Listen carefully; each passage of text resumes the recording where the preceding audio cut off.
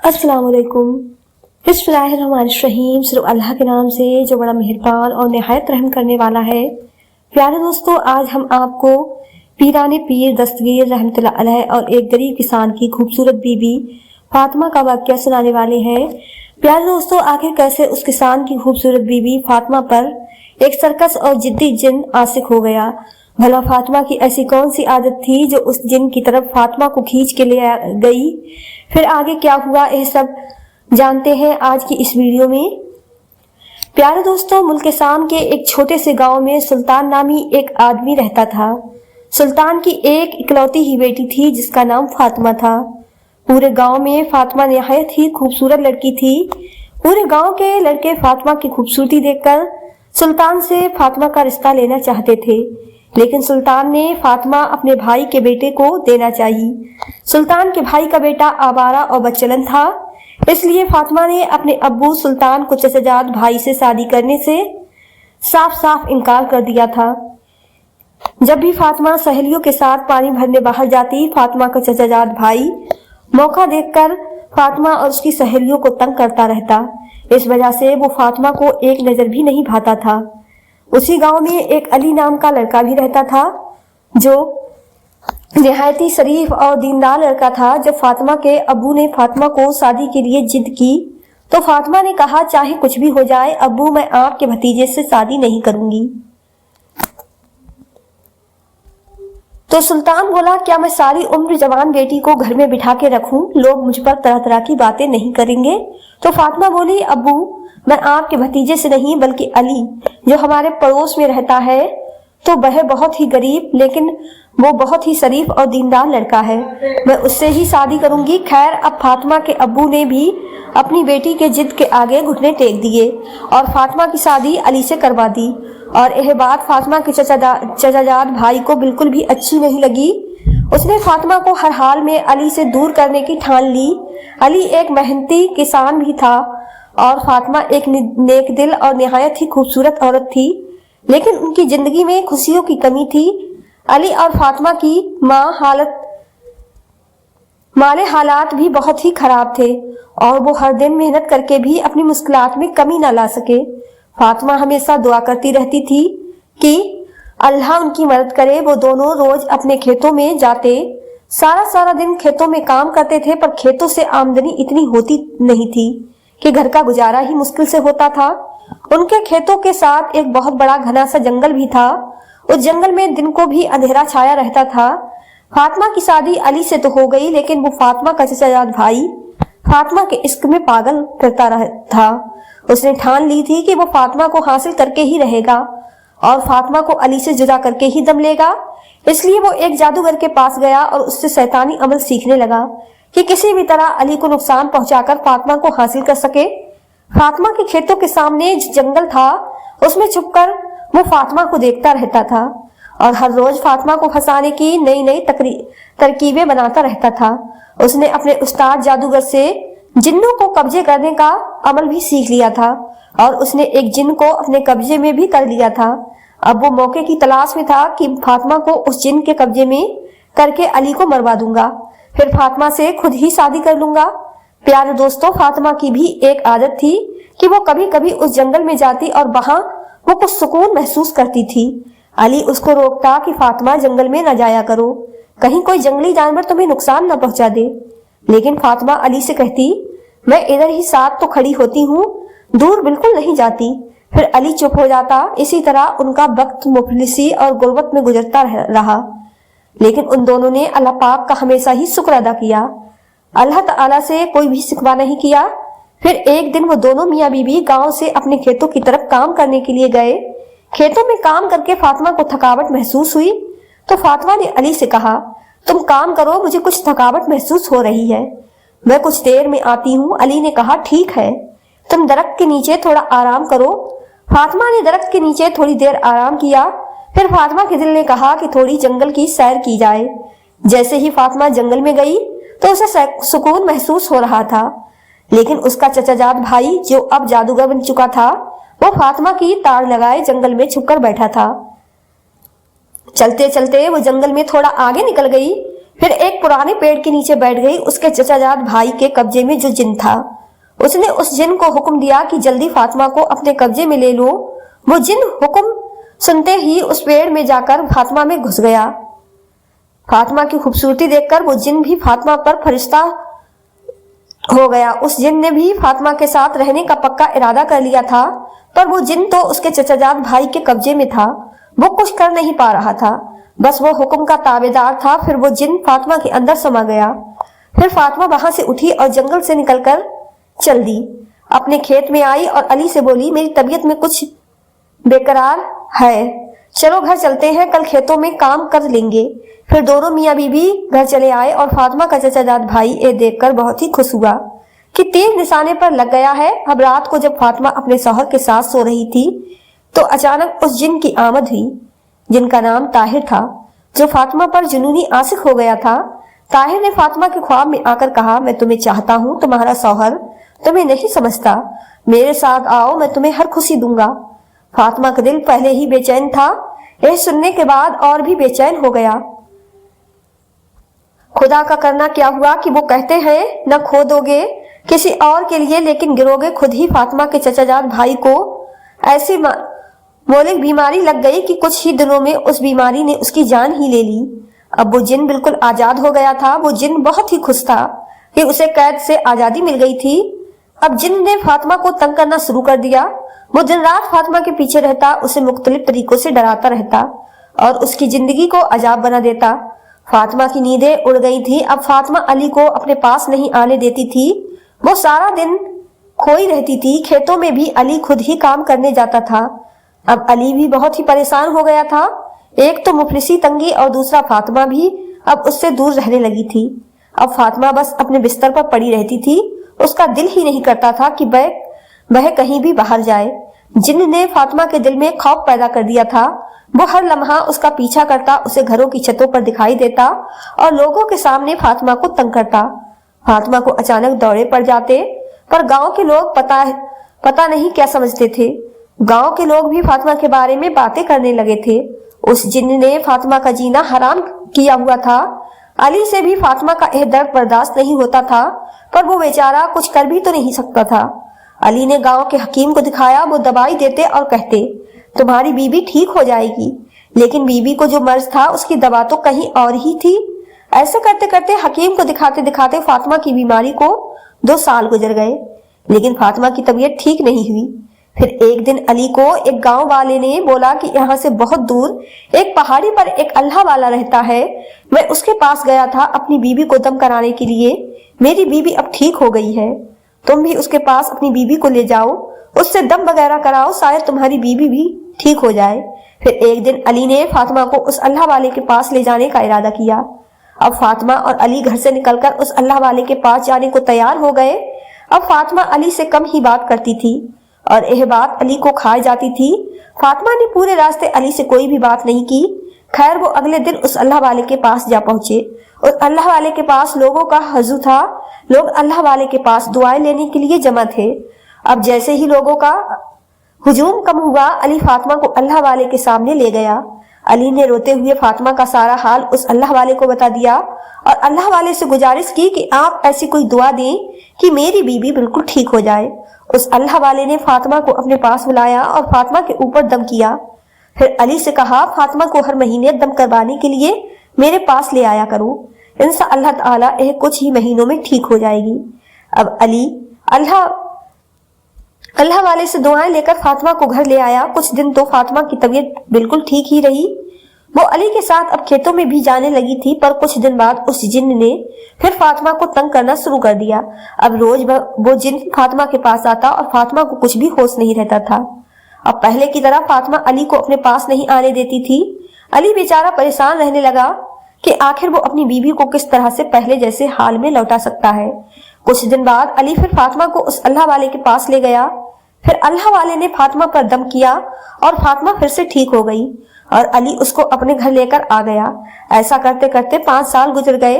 فاطمہ کی طبیعت میں کوئی خاص فرق نہیں پڑا تھا۔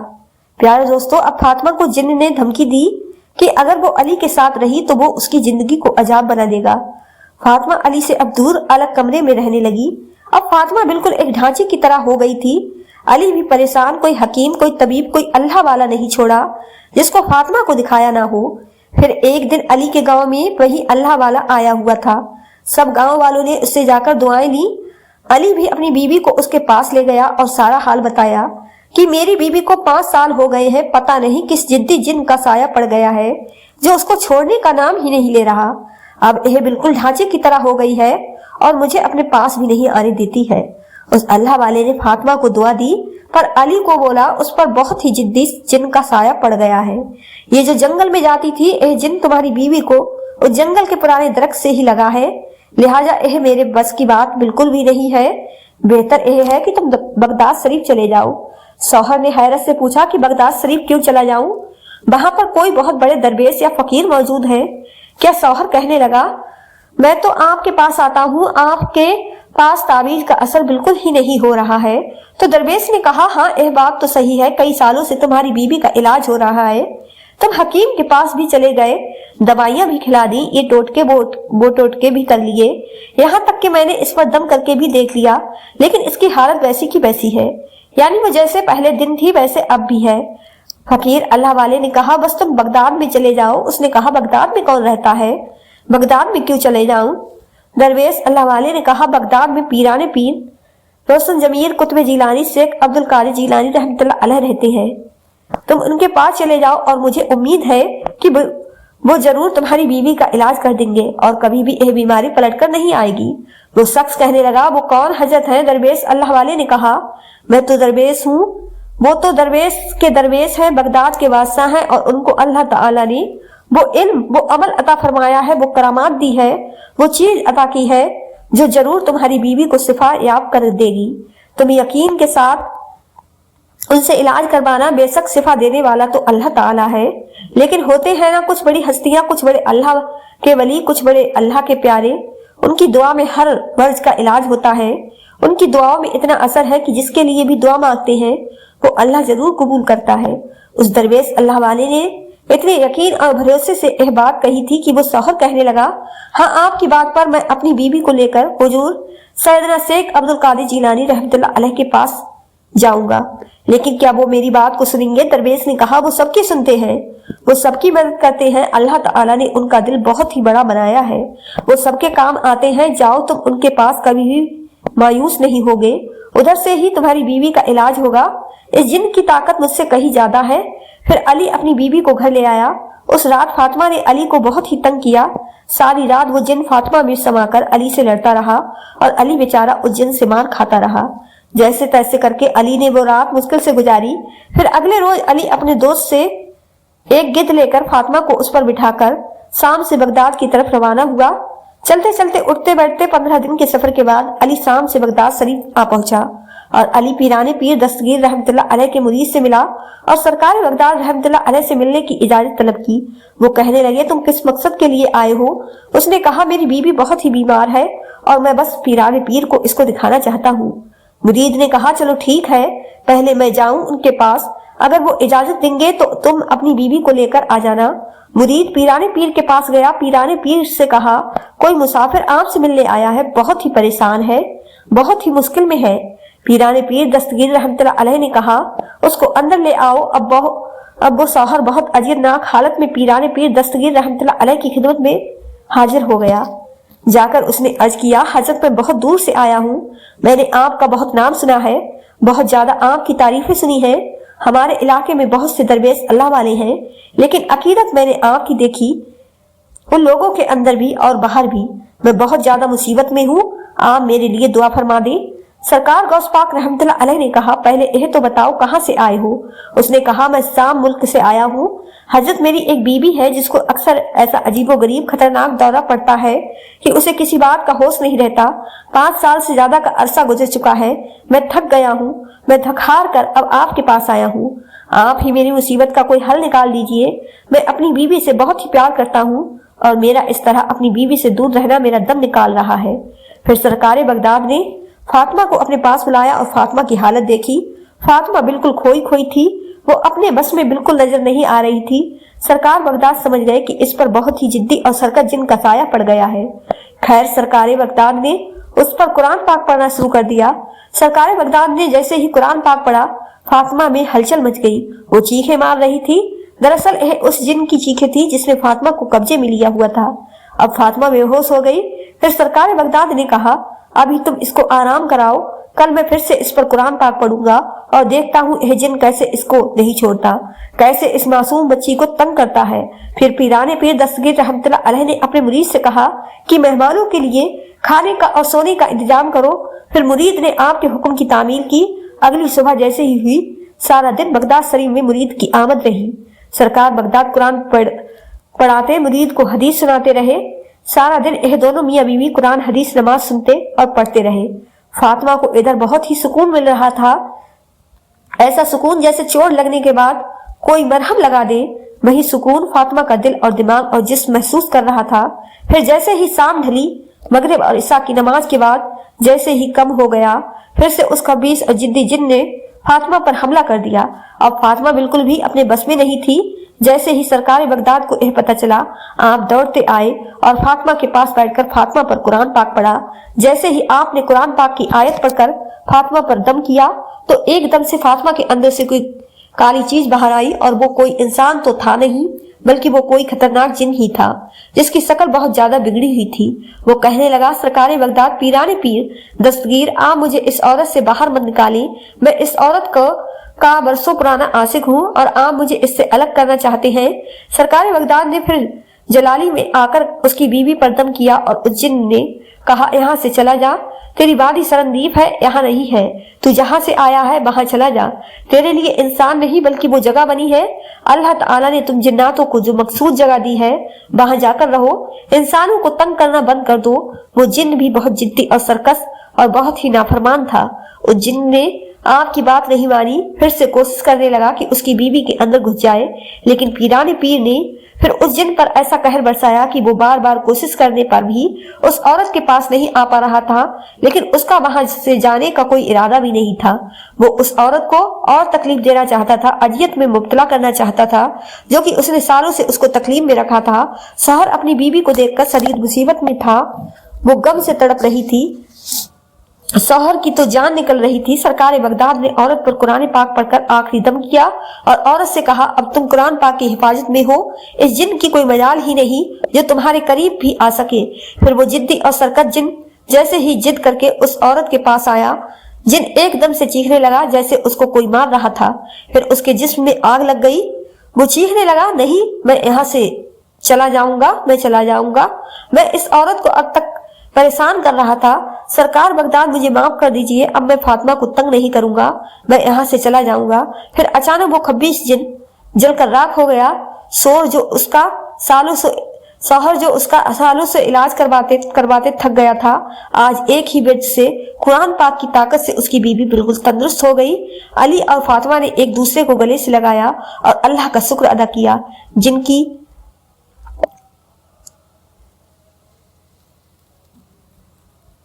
फिर दोनों मियाँ बीवी कुछ दिन सरकार बगदाद की खिदमत में रहे। वो सारा दिन आपकी खिदमत में रहकर कुरान पाक की तिलावत सुनते, आपके बयानात सुनते, नमाज पढ़ते। मतलब कि उन दोनों मियाँ बीवी का सारा दिन इबादत में ही गुजरता था। सरकार बगदाद के पास रहकर वो दोनों अपने दिलों को ईमान की रोशनी से मुनव्वर कर रहे थे। उन दोनों को जैसे जिंदगी में सुकून इधर ही मिल रहा था। फिर ना चाहते हुए भी उन दोनों ने आप रहमतुल्लाह अलैह से इजाजत तलब की और इसी इरादे से कि अपने गाँव जाकर औरतों और मर्दों और बच्चों को कुरान पाक सिखाएंगे। आप रहमतुल्लाह अलैह से जो बयानात सुने थे वो बयानात सुनाएंगे। फिर आपसे इजाजत तलब करके वो दोनों मियाँ बीवी अपने मुल्क शाम, अपने गांव के लिए सफर पर निकले। अब यह सफर उन दोनों मियाँ बीवी का बहुत ही खुशगवार सफर था, क्योंकि फातिमा भी अब बिल्कुल ठीक हो चुकी थी। अली की तो जान में जान आ चुकी थी। ठीक 15 दिन के सफर के बाद अली और फातिमा अपने गांव पहुंच गए। गांव पहुंचकर उन्होंने गांव वालों को सरकार बगदाद के बारे में बताया और सारा हाल अहवाल बताया। अब अली और फातिमा ने अपने गाँव में कुरान पाक की तालीम आम कर दी थी। वो लोगों को नमाज सिखाते, प्यारे प्यारे बयानात सुनाते और उस गांव के लोग बयानात सुनकर दीन की तरफ राग़ब हो गए। तो प्यारे दोस्तों, यह थी आज की वीडियो पसंद आई हो तो ज्यादा से ज्यादा शेयर लाइक जरूर कीजिएगा। और आपने हमारे चैनल को सब्सक्राइब नहीं किया है तो हमारे चैनल को सब्सक्राइब कर लें, जिससे आपको आने वाली वीडियो का नोटिफिकेशन मिलता रहे। मिलते हैं एक नई वीडियो के साथ। दुआओं में हमेशा याद रखें। अल्लाह हाफिज।